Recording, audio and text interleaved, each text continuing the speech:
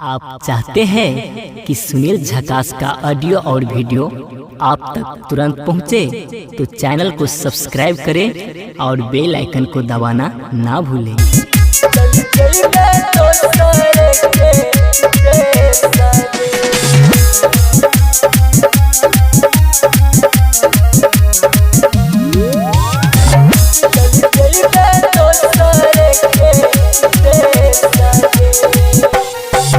दिल के दरदिया केकरा सुनाइब गे, यह सोची फाटे करे जगे।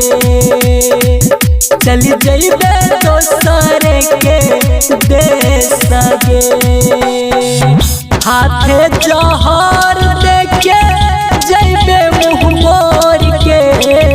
हाथे जहर देके जइबे मुँह मोर के, देखेला तर से जन मुँह गे। खुश रही है दुआ देबो हमगे, चल जइबे दोसरे के देश गे।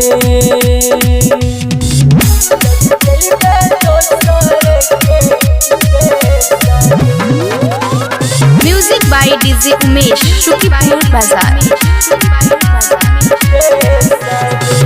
हमारा नहीं पता छली जइबे बदली, तू ही बता देते छी हम पराई।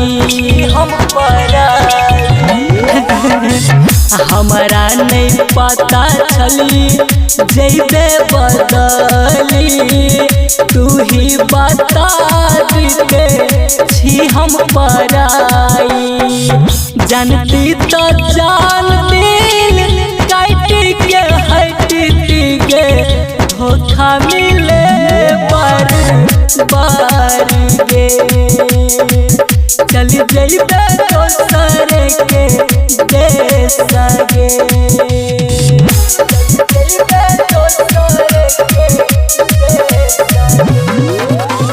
Music by DJ Umesh, Shukipur बाजार।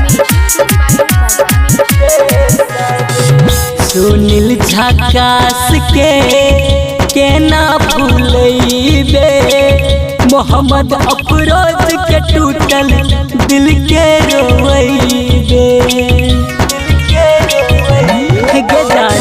सुनील झकास के ना भूलैबे, मोहम्मद अफरोज के टूटल दिल के रोइबे। खुश मोहम्मद को ना सहतौ जुदाई गे, जिंदगी लुटाई तोरा याद में। चल जइबे दोसरे के देश गे। रिकॉर्डिंग बाय दिलदार म्यूजिक 98 178 34 5 83।